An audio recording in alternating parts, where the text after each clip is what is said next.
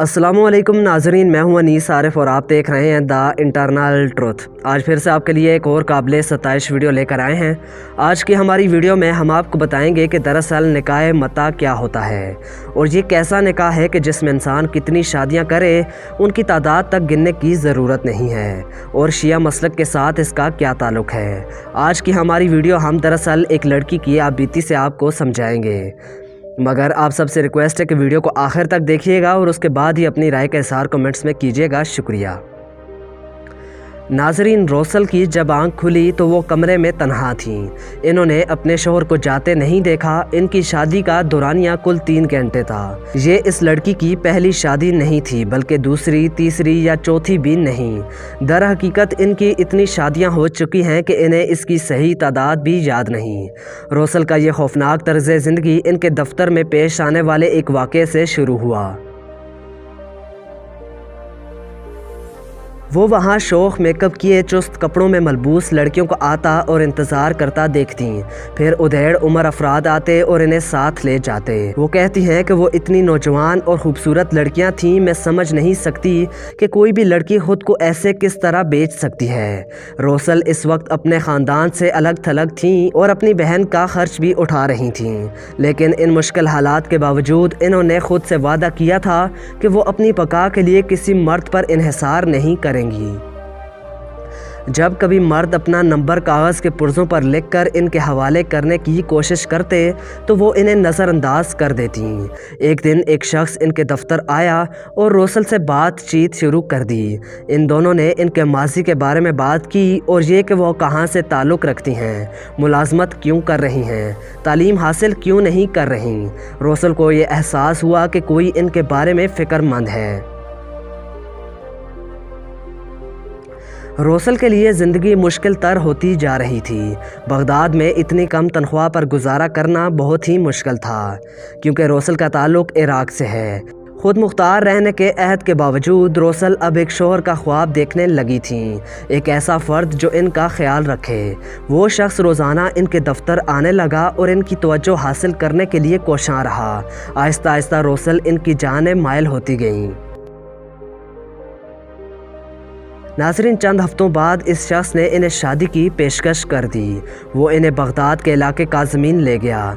जब वो शादी दफ्तर में दाखिल हुए तो रोसल बहुत पुरजोश थीं। शादी की तकरीब बहुत मुख्तसर थी। मौलवी ने चंद सेखे पढ़े और रोसल से दरियाफ्त किया कि क्या इन्हें $250 के मसावी रकम बतौर महर कबूल है, और फिर इन्हें एक मुआहदा दिया गया। रोसल इसे पढ़ नहीं पाईं, लेकिन अगर वो ऐसा कर भी लेती तो शायद इसमें कोई खामी तलाश न कर पाती। निकाह के चंद मिनट बाद इनका शोहर इन्हें करीब ही एक फ़्लैट में ले गया ताकि इनसे जिनसी ताल्लुक़ कायम कर सके। रोसल अगरचे कुछ नर्वस थीं, लेकिन अपने और अपनी बहन के लिए एक मुनासिब घर का ख्याल इनके जहन में मौजूद था। वो अपने शोहर के पीछे पीछे ख्वाबगाह में चली गईं और दरवाज़ा बंद करते हुए ये दुआ की कि ये शख्स इनका ख्याल रखे और दोनों साथ तवील ज़िंदगी गुजारें। इस शादी के इब्तदाई चंद दिन रोसल के लिए वाकई किसी परियों की कहानी जैसे ही साबित हुए। इनका कहना है, मुझे लगता था कि मेरे कंधों से एक भारी बोझ सरक गया है। आखिर वो वक्त आ गया था जब हर चीज़ की फराहमी मेरी जिम्मेदारी नहीं थी। लेकिन फिर चंद हफ्तों बाद इनका शोहर गायब हो गया। रोसल नहीं जानती थी कि इनकी शादी ख़त्म हो चुकी है, बल्कि इसके ख़ात्मे की तारीख़ का तयन इसकी इब्तिदा से कबल ही हो गया था। रोसल और इस शख्स के दरमियान निकाह मता हुआ था। अब सवाल ये पैदा होता है कि दरअसल ये निकाह मता है क्या। निकाह मता एक मुतनाज़ा मजहबी अमल है जिसे शिया मसलक में वक्ती शादी के लिए इस्तेमाल किया जाता है और इसमें खातून को शादी के लिए रकम दी जाती है। माहिरीन के मुताबिक सदियों पहले इस किस्म का निकाह अमूमन ताजर और मकामात मुक़द्दसा का दौरा करने वाले वो मर्द करते थे जो अपनी बीवियों से दूर होने की वजह से किसी साथी के मुतलाशी होते थे। निकाह मता एक मुआहदे की बुनियाद पर होता है जिसमें शादी की मुद्दत और आर्जी बेगम को इसके एवज़ दी जाने वाली रकम दर्ज होती है। ताहम ये मुआहदा ज़ुबानी भी हो सकता है। इसके लिए किसी मौलवी की जानिब से तस्दीक ज़रूरी नहीं, ताहम अमूमन मौलवी इस अमल के लिए मौजूद रहता है। इसकी मुद्दत 1 घंटे से लेकर 99 बरस तक कुछ भी हो सकती है। اور شوہر پر خاتون کے نان نفقے کی ذمہ داری بھی نہیں ہوتی، بلکہ وہ جب چاہے اس شادی کو ختم بھی کر سکتا ہے۔ اس عمل کے بارے میں مسلم علماء کی رائے منقسم ہے، اور کچھ کا خیال ہے کہ یہ جسم فروشی کو قانونی شکل دیتا ہے، اور اس حوالے سے بھی بحث جاری ہے کہ یہ شادی کس قدر مختصر مدت کی ہو سکتی ہے۔ روسل جیسی لڑکیوں کے معاملے میں متع کا عمل بچوں سے جسم فروشی کو ممکن بناتا ہے۔ یہ شادیاں عراق کے آئلی قوانین کے تحت بھی نہیں آتیں۔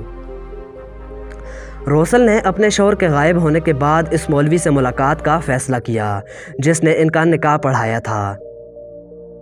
وہ کہتی ہیں کہ وہ شخص بظاہر ان کی آمد کا منتظر دکھائی دیا۔ اس مولوی نے روسل کو مشورہ دیا کہ وہ نکاح متع کا عمل جاری رکھے اور مزید شادیاں کرے، کیونکہ اس کی مشکلات کا خود اس کے پاس اور کوئی حل نہیں۔ اس مولوی نے روسل کی تصاویر بھی کھینچیں۔ روسل جانتی تھی کہ وہ اپنی تنخواہ کے بلبوتے پر گزارا نہیں کر سکتی، اور تعلیم کی کمی کسی بہتر نوکری کی تلاش میں بڑی رکاوٹ ہے۔ وہ یہ بھی جانتی تھیں کہ حقیقت ہے کہ وہ اب کنواری بھی نہیں رہیں۔ ان کے لیے کسی مستقل شوہر کی تلاش میں بھی رکاوٹ بن سکتی ہے۔ چنانچہ وہ مولوی رابطہ کار بن گیا۔ وہ مجھے کام دیتا اور میرے پاس اس راستے پر چلنے کے سوا کوئی راستہ نہ تھا۔ روسل نے یہ تو نہیں بتایا کہ انہیں کتنی آمدن ہوتی ہے، لیکن ان کا کہنا تھا کہ مولوی گاہک سے رقم لیتا ہے اور پھر انہیں ادائیگی کر دیتا ہے۔ روسل کے مطابق اب تک ان کے نکاحوں کی مدت چند گھنٹوں سے کئی ہفتوں تک مشتمل رہی ہے۔ جب مولوی کال کر کے کہتا ہے کہ میں نے تمہارے لیے مناسب شخص تلاش کر لیا ہے تو میں نہ نہیں کہہ سکتی۔ روسل اب تک درجنوں مردوں کے ساتھ نکاح متع کے بعد ہم بستری کر چکی ہیں۔ یہ تعداد اتنی زیادہ ہے کہ انہیں بھی صحیح اعداد و شمار نہیں۔ ان کا کہنا ہے کہ مولوی ہی انہیں مانع عمل انجیکشن بھی فراہم کرتا ہے تاکہ وہ حاملہ نہ ہو جائیں۔ یہ سلسلہ بہت پھیلا ہوا ہے، میری جیسی بہت سی اور لڑکیاں بھی اس میں ہیں۔ ناظرین، قازمین ایسی جگہ ہے جہاں پر نکاح متع بہت عام ہے۔ قازمین اسلام کے شیعہ مسلک کے پیروکاروں کے لیے مقدس مقامات میں سے ایک ہے۔ دنیا بھر سے لوگ یہاں شیعوں کے 7ویں امام موسیٰ کاظم کے مزار پر حاضری کے لیے آتے ہیں۔ اس مزار کے ارد گرد کے علاقے کی گلیاں ایسے دفاتر سے بھری ہوئی ہیں جہاں لوگ جج کے سامنے پیش ہو کر شادی کے سرٹیفکیٹ کے حصول سے قبل اسلامی قانون یا شریعہ کے تحت شادی کروانے کے لیے آتے ہیں۔ ان میں سے زیادہ تر تو مستقل شادی کرتے ہیں، لیکن کچھ نکاح متع کے خواہشمند بھی ہوتے ہیں۔ تو ناظرین، آپ اس بارے میں کیا رائے رکھتے ہیں؟ اپنی رائے کا اظہار کمنٹس میں ضرور کیجیے گا۔ اور یہی تھی آج کی ہماری ویڈیو۔ امید کرتا ہوں اس نے آپ کو محظوظ کیا ہوگا۔ اگر ایسا ہے تو ہماری ویڈیو کو لائک اور چینل کو سبسکرائب کر دیجئے، اور اپنے میزبان محمد انیس عارف کو دیں اجازت۔ ملتے ہیں نئی ویڈیو کے ساتھ، تب تک کے لیے اللہ نگہبان۔